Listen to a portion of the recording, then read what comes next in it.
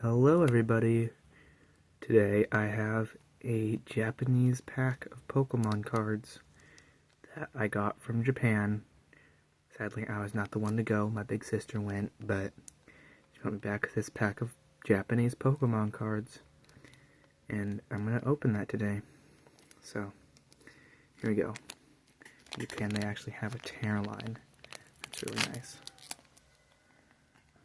Oh, there we go.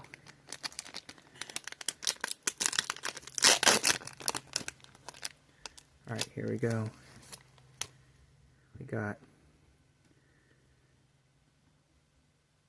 Oh, I don't remember this guy's name. Huh. I'll add his name above later. We got this guy.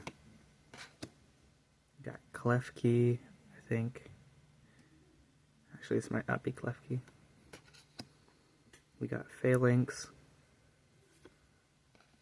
We got Terapagos EX.